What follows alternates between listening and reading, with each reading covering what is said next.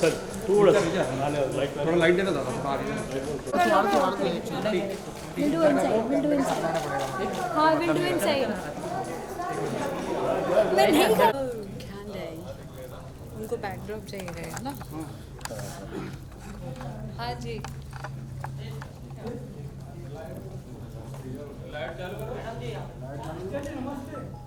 नमस्ते। कैसा है तू?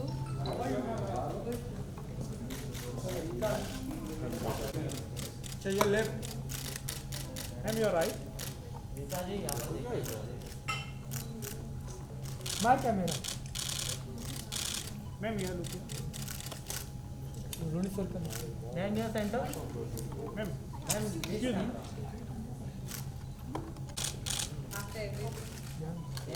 आ जाओ जी में आ जाओ। Yes sir please miss Dada miss Dada थोड़ा टुगेदर क्यों जा रही है? हाँ नहीं चलेगा बाद में centre sir centre both of you sir यार लेफ्ट में ये टेबल को ऐसे घुमा उस तरफ में परफेक्ट है यहाँ क्या लिखा है? अच्छा ऐसे कैंडी चलिए हो गया।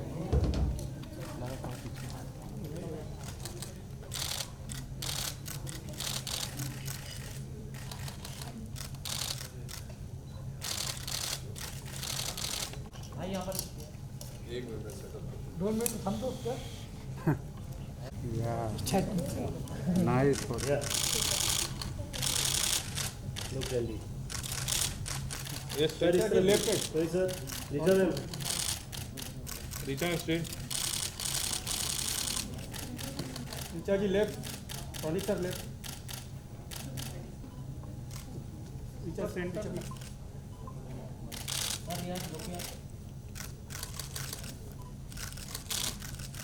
Sir. Yes, sir.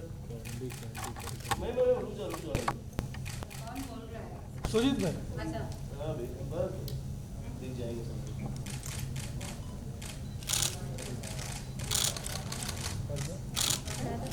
या सर आपका सिंगल टेबल करना 2 मिनट हाँ हाँ टेबल कर दो आने बोला तो छोड़वा रहा है अभी नहीं ग्रीन टी दो ना ग्रीन टी टेबल निकालो पीछे का नहीं थोड़ा पीछे डालो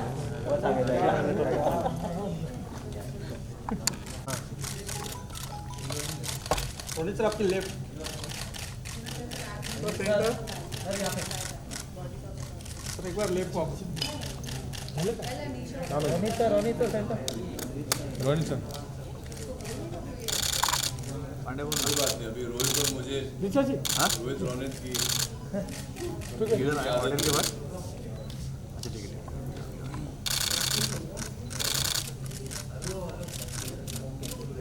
sir centre sir ma'am look your centre ma'am centre या रोनी sir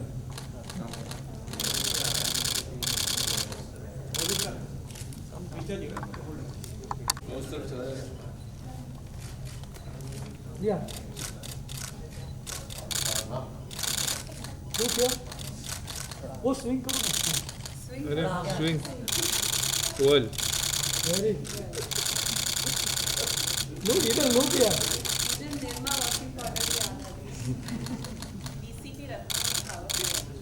done thank you sir हाँ हाँ उधर ही उधर आप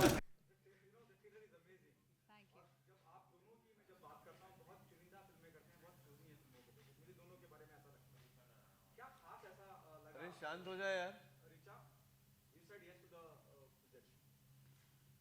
actually I really like the script. मुझे लगा स्क्रिप्ट में बहुत सारे लेयर्स हैं और उसमें कुछ ऐसी चीज़ें हैं जो हम सबकी जैसे इंडियंस हो गए कलेक्टिव मेमोरी में कुछ चीज़ें होती हैं। कोई कहानी सुनाता है, दादी माँ बताती हैं कि जंगल में रात को किसी को लिफ्ट मत देना, अगर एक औरत खड़ी होगी सफ़ेद साड़ी में तो पीछे मुड़ के मत देखना।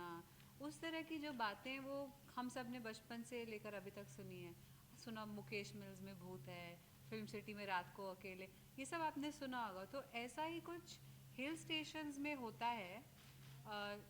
वहाँ जो एक हमारे राइटर हैं अग्रिम जोशी, वो उत्तराखंड बेल्ट से ही हैं।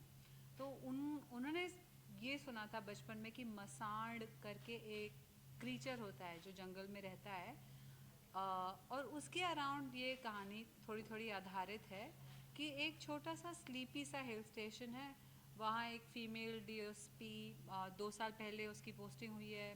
वहाँ एक बोर्डिंग स्कूल है बहुत फेमस, जैसे जैसे सब समझ लीजिए जैसे देहरादून में डून स्कूल है, शहर की पहचान उस स्कूल से हो जाती है, उस तरह से एक स्कूल है। और वहाँ नए टीचर आए हैं जो कि ये प्ले कर रहे हैं मास्टर जी, और स्कूल में अजीब सी घटनाएं घटने लगती हैं, और कुछ एक स्टूडेंट लापता हो जाती है और एक का मर्डर हो जाता है। अब जो डीएसपी है वो बाहर से आई, वो इन्वेस्टिगेट करना चाहती है कि ये मर्डर किसने किया, पर उसके पास ना अपने कांस्टेबल्स का सपोर्ट है ना ही शहर वालों का, जिनको लगता है कि ये उसी क्रीचर, उसी भूत, उसी हैवान का काम है। अब शो का ट्विस्ट ये है कि हम जानना चाहते हैं कि मर्डर किसने किए, और लगातार होती जाती हैं घटनाएं अजीब सी, थोड़ी सी भयावह। कोई कहता है कि मैंने देखा राक्षस, उसकी आंखें लाल थी, तो सब लोग हंसने लगते हैं, और कुछ लोगों को इसमें विश्वास होता है, जैसा कि होता है, कुछ लोग मानते हैं, कुछ लोग नहीं मानते हैं। The crux of the show is that only कि ये किसी भूत का काम है या किसी इंसान का काम है जो कि बहुत मास्टरमाइंड है, और उसमें एक ड्रग रैकेट का एक जो पृष्ठभूमि है वो वैसी है कि बच्चों को जो टॉफ़ीज़ दी जाती है उसमें कुछ मिलावट करके मिल रही है, जिसमें इनका बहुत कंसर्न है, क्योंकि वो जी जो वही पढ़ाते हैं। सर आप क्या कहेंगे? किस बारे में? जैसे मैंने कहा कि बहुत इंपॉर्टेंट होता है, कोई भी आप प्रोजेक्ट चुनते हैं, बड़े चुनिंदा प्रोजेक्ट। जी, अच्छा अच्छा, हाँ what special about candy? Sorry, मैं इनकी बातों पे ध्यान दे रहा था, आपका प्रश्न भूल गया। सो ये कि जब OTT आरंभ हुआ इंडिया में, तो it was already present all over the world. Netflix, Amazon ये आ चुके थे यहाँ, और जब मैं उनके शोज़ देखता था तो उनके शोज़ और हमारे शोज़ में एक छोटा सा एक फ़र्क मैंने पाया कि हमारे शोज़ में एक हीरो, हीरोइन और एक विलन ऐसी, और बाकी खूब सारे हेंचमैन होते थे। फिर हमने प्रोग्रेस किया, वी स्टार्टेड सीइंग, मैंने एक शो किया था हॉस्टेजेस, जो एंसेम्बल शो था, दिल्ली क्राइम, मिर्ज़ापुर, ऐसे शोज़ आने लगे। फिर भी मुझे कुछ ऐसा लगा कि कुछ कोई एक चीज़ मिसिंग है। तो जब मैंने कैंडी की स्क्रिप्ट पढ़ी तो तब वो अंदर से एक आवाज़ आती ना, हाँ दैट्स द वन। कैंडी एक ऐसा शो है जहाँ कोई हीरो नहीं है, कोई हीरोइन नहीं है, कोई विलन नहीं है, जितने कैरेक्टर हैं, it's an ensemble show. I am proud to be headlining this show with Richa Bhatt. All the characters, जितने किरदार हैं, जितने पात्र हैं इस शो में, सबके अंदर एक हीरो भी है, एक विलन भी है, जैसा कि हम सब में है। There is a good side, there is a bad side, there is a inner struggle कि हम वो गुड साइड को लेकर अपने ही बैड साइड से लड़ते रहते हैं, और उस पर कंट्रोल पाने की, उस पर काबू पाने की, कभी कभी वो बैड साइड गुड साइड पर हावी हो जाता है। तो हर पात्र जो हमारी कहानी का है वो इसी तरह का है, उसकी लाइफ में भी डीमंस हैं, वो अपनी एक इनर स्ट्रगल के साथ जी रहा है, और बाहर की जो स्ट्रगल है, बाहर के रुद्रकुंड की जो स्ट्रगल है, he is struggling, every character is struggling, him और her is struggling with the demon of Rudrakund, which is currently also has many shades. There's drugs, there's death, there's हैवान, मसान, कि है भी कि नहीं, कि क्या है, कौन, क्यों, कब, कहाँ, कैसे, ये सारे सवाल हर पात्र में भी हैं और कहानी में भी हैं और उस जगह में भी हैं। तो इतनी वोवन, बहुत ही इंट्रिकेटली वोवन स्टोरी है। That is primarily what excited me to the script, what attracted me to the script, sorry. बहुत ही यूनिक प्रोजेक्ट है ये, तो आपको, आप दोनों को क्या कुछ सीखने को मिला इससे, क्या कुछ अलग सीखने को मिला? सीखने को क्या मिला? मतलब बहुत सारी चीज़ें सीखने को मिली। किस किस डिपार्टमेंट में? What is the most challenging part while working on this project? Challenging part तो यही था कि बहुत सर्दी थी और बिना ठिठुरे अपनी लाइंस बोलना बहुत चैलेंजिंग होता है। इन्होंने बहुत थिक बर्फ़ में शूट किया, जो आपने ट्रेलर में शॉट देखा होगा। हम सब की शूटिंग के दौरान कभी होठ नीले हो जाते थे, कभी नाखून नीले हो जाते थे, तो it was very challenging. The physical conditions of the shoot were very challenging. हम बहुत सुंदर बेल्ट में शूट कर रहे थे, पर इसका मतलब ये भी था कभी कभी हमारे सेट पे तेंदुए आते थे जैसे कि फिल्म सिटी में आते हैं। और बेसिकली बहुत ठंड, बहुत कोहरा, फिज़िकल चैलेंजेस तो ये थे। और वाइल वर्किंग जो चैलेंजेस थे वो ये थे कि बहुत सारे लेयर्स हैं स्क्रिप्ट में। आप ऊपरी तरफ पे इसको देखेंगे तो लगेगा कि मर्डर मिस्ट्री है, ध्यान से देखेंगे तो लगेगा कि क्या क्या ये फादर फिगर्स को एक्सप्लोर कर रही है स्टोरी, या ये पेरेंटिंग को एक्सप्लोर कर रही है। उस तरह की चीज़ें जिनसे हम सबका वास्ता पड़ता है लाइफ में, in our families, in our homes. कहीं ऐसी दुविधा कि जैसे मैं अपने कैरेक्टर की बात करूँ तो वो डीएसपी है, वो फीमेल है। ज़रूरी नहीं है उसके थाने का हर आदमी जो कांस्टेबल हो या उससे बिलो रैंक में हो वो उसकी बात माने आराम से, तो उसको कभी कभी चिल्लाना पड़ता है। ज़रूरी नहीं है कि उसके गांव वाले उसको सपोर्ट करें, क्योंकि उनको लगता है भूत का काम है, मर्डर कैसे इन्वेस्टिगेट करेगी ये लड़की। और उसमें ये है कि मुझे लोकल नेता से भी बना के रखनी है, वरना मेरी दोबारा ट्रांसफ़र हो जाएगी, पर मुझे अपना काम भी करना है। तो every character is dealing with many things.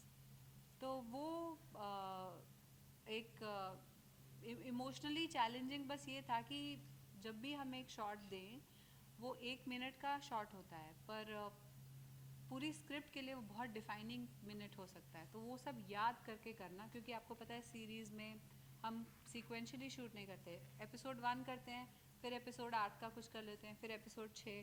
तो हमें पूरा ग्राफ याद करना पड़ता है, अपना ही नहीं, इनका भी, दूसरे को एक्टर का। तो दैट इज़ क्वाइट चैलेंजिंग। तो मेरा जो संघर्ष है that started from day one, I think, because I saw a lot of potential in the script and in my character. तो मैंने जब अपना पात्र पढ़ा तो मैंने जो लेखक हैं हमारे शो के, मैंने उनसे कहा कि वो कहीं ना कहीं अपने ही पाँव पर कुल्हाड़ी मारने वाली बात कर ली मैंने लगा थोड़ा और इसको डार्क हमें बनाना चाहिए। कुछ जो ट्रेट्स थे कैरेक्टर के, वो ऐसे ट्रेट्स थे जो मैं पहले कर चुका हूँ और वो फिट नहीं हो रहे थे मेरे अनुसार। कुछ ऐसे ट्रेट्स थे जो थे नहीं उस समय कैरेक्टर में। तो हमें लगे कुछ 15-20 दिन लगे, हम लोग बैठे रोज़ सोचा कि क्या कहाँ ले जाया जाए इस कैरेक्टर को। और फिर हमने कुछ निकाला कैरेक्टर में से और कुछ डाला, तो बहुत ही कैरेक्टर जाकर के बहुत ही कॉम्प्लेक्स हो गया। जैसा कि मैंने कहा कि हर कैरेक्टर की शो में हर कैरेक्टर की एक अंदरूनी स्ट्रगल है, पर ख़ास करके जयंत पारेख जो मेरे कैरेक्टर का नाम है, उसकी बेटी ड्रग्स ओवरडोज के कारण अपनी जान ले लेती है। उसकी पत्नी इसको सहन नहीं कर पाई है। दोनों, जयंत और उसकी पत्नी, both are suffering from post trauma because of that incident. और पीटीएसडी जो है वो बहुत ही एक mental illness, PTSD, it's a very difficult for a normal person to. और मैं बड़ा खुश मिजाज बंदा हूँ, तो मेरे लिए पहले पीटीएसडी को समझना और उसको इस तरह से प्ले करना कि ऑडियंस भी समझे। तो जैसे कि मैंने कहा था, जयंत पारेख अपने पर्सनल लेवल पे, अपने फैमिली लेवल पे तो वो डील कर ही रहा था। अब अपनी पत्नी को लेकर वो जाते हैं पहाड़ों में, सोचकर कि कहीं ना कहीं राहत मिलेगी, जिस समय से हम गुज़र रहे हैं और जो मानसिक स्थिति है हमारी, उससे राहत मिलेगी। तो वो जा कर के वहाँ एग्रीवेट हो जाता है। जो घाव भरने चाहिए थे वो ताज़ा हो जाते हैं और उसके ऊपर नए घाव लग जाते हैं बारी बारी एज द स्टोरी प्रोग्रेसेस। तो फिर जैसे कि मैंने बताया आप सबको कि हर कैरेक्टर वो चाहे डीसीपी रत्ना संघावर हो जो अ पुलिस वुमन वर्दी में महिला, इनके अपने चैलेंजेस हैं। तो ऑब्वियसली जिस तरह से ये मास्टर जी से बात करती हैं तो वो एक अलग मास्टर जी को समझ में नहीं आ रहा कि मैं तो आपके लिए अच्छा करने की कोशिश कर रहा हूँ, आप क्यों इस तरह से मुझे बात कर रही हैं। तो जो कैरेक्टर के साथ बाकी भी जो कैरेक्टर्स हैं उनके साथ जो डायनामिक्स हैं, तो एक नॉर्मल मीट्स नॉर्मल के डायनामिक्स अलग होते हैं and complications meet more complications, उसके डायनामिक्स बड़े चैलेंजिंग हो जाते हैं।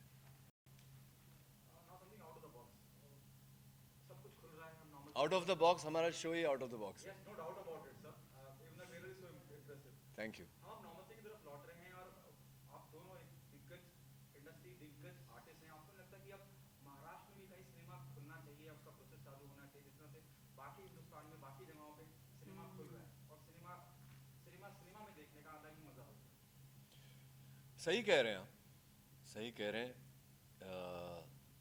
ये महामारी से सभी लोग पीड़ित हुए, कोई ज़्यादा हद तक, कोई कम, but somewhere we have to take it in a stride, we have to come back to if not normal, near normal.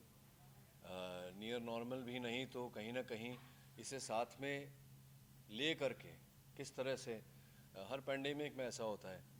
तो जब से पेनिसिलिन बना तब से पेंडेमिक आ ही रहे हैं and people have learn to live with it, और मुझे पूरा विश्वास है कि हम भी ऐसा करेंगे।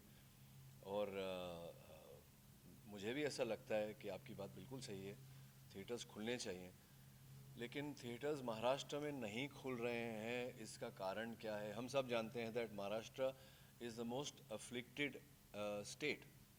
कोरोना की बात की जाए तो maximum number of cases and the fastest spreading has happened in Maharashtra.